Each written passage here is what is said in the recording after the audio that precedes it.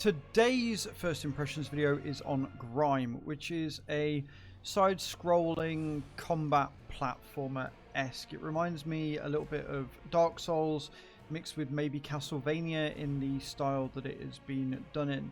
Don't really understand the story or what the hell's going on right now, but it's not bad. Like, it's not as difficult as Dark Souls, but it's definitely got Souls-like elements to it.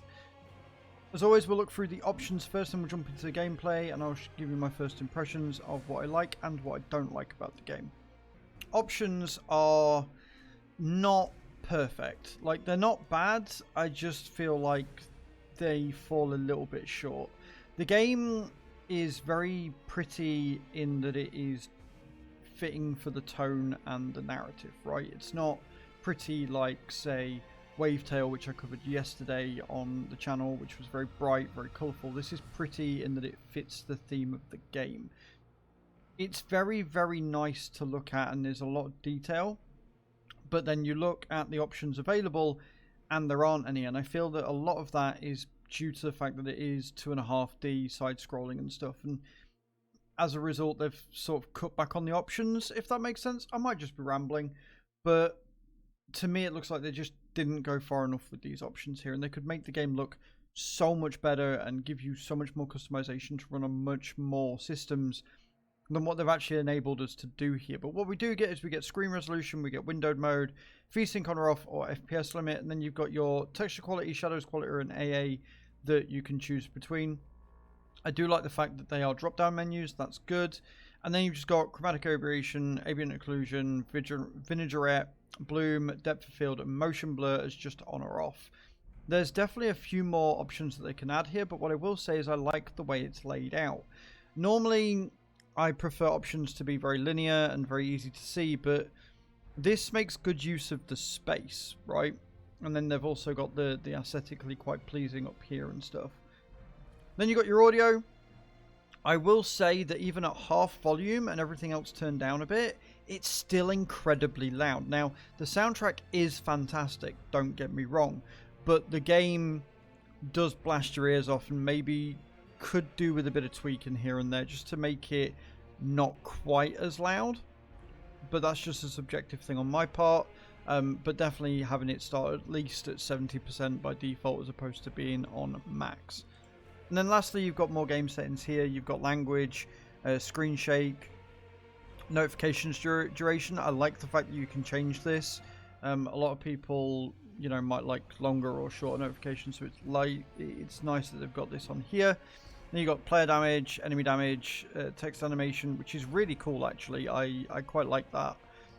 Enable the backstep and enable auto cursor hiding. This is incredible. I don't know why you wouldn't have this on, but I would like to see this in more games, especially games that utilize a controller. The amount of games that I play that have the controller and the keyboard and mouse switching very easily, but then the cursor just stays on screen. It's really frustrating. So this is a big win for them. I like the fact that they've got this option here, and I like the fact that it does actually work. But that's your options. A little bit improvement, maybe just a few more options, a few more tweaking that could be done. But on the whole, I like the layout. It looks very aesthetically pleasing, and it's very, very functional for what the game is. So gameplay then. Like I said, it's sort of like 2.5D, but it looks incredible. Like it's very well done. It fits the theme. I have no idea what's going on. I don't know why I'm like sort of a semi-half demon. But the way that the game starts is that you don't actually get a weapon. You have to sort of fight your way through until you find one, and then it teaches you how to equip them. And basically, you go through, and very similar to how Souls works, in the bottom right-hand corner, you have the shards, or total amount of things that you can get, etc. And you go through. Every time you use the statue that I came out of, you will respawn all your enemies, just like every Souls game ever, right? And you go through, you've got to find your way around these catacombs. It is a maze, and you do have a map, although the map is just blacked out. Like, I don't know whether there's a part of the story that I've got to get to yet that enables the map to be used. But yeah, you go through, you destroy your enemies. You've got two ways of doing it. When the game first starts and you don't have a weapon, the only sort of defense you've got is to absorb, and that requires very specific timing, but it's a really interesting mechanic to get your health back. You basically absorb the impact of the attack, and then you gain breath. And once you've got enough breath, if you see in the top left corner, it's like the bar that curls around the circle. You then use your right trigger button and that will regain your health. It's a really interesting mechanic and can be quite the lifesaver. It's different towards, you know, typical sort of Souls-like games where you have to get vials that will give you health. This, you just can get health if you're good enough at timing and stuff.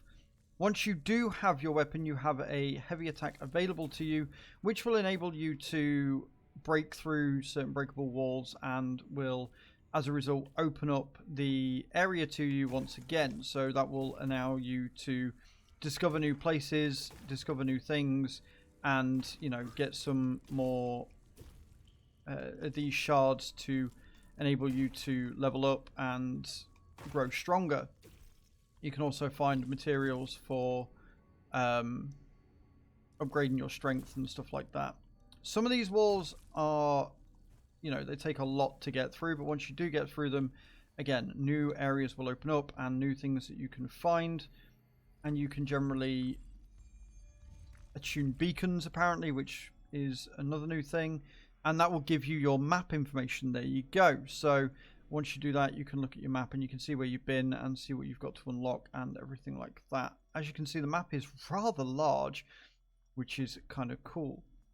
Overall, I quite like it. I'm not usually a fan of games like this, but it does it in such a way that allows you to learn the mechanics in a sort of steadfast way, and it introduces new mechanics to you in just time that stops you from...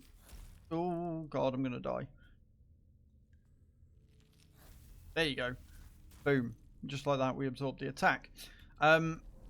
So yeah, it allows you to learn things in a pretty steady manner, right? It doesn't throw everything at you and it doesn't take too long. It's quite well paced as a game goes. And just like Souls, whenever you respawn at these, everything else that you've just been through respawns again.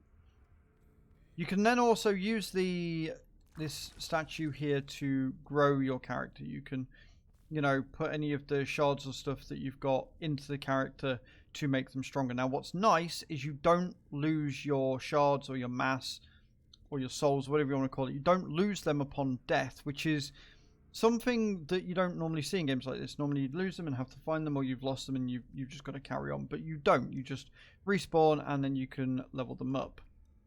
So we're going to increase our force there. These obviously cost more. Now, what would be nice is if it told you how much it costs. Like, it doesn't tell you how much it takes in order to use it. It'll either let you use it or it won't, and then you've got to hit the tick to confirm, and then away you go. It's a pretty simplistic system, but it works. It's pretty basic stat upgrades, nothing too crazy. However, you can then hit the start button or the escape key to come into your inventory, pray, map, and then your main options to leave and start again. In your inventory, you will see different items. Some things can be equipped, some things can't. And then you can see your, you know, you can sift through the different types between armor, weapons, items, and stuff. On the right hand side of the screen, you will see any perks you've got, any quick use items, any weapons, etc. that you can go in. So you can unequip that there and then maybe equip the nail there or whatever, and you can put that there in the quick slot and then equip that, because that, I'm guessing, I need more dexterity for. There you go. So it tells you what you need in order to use it, and it gives you a description on it there.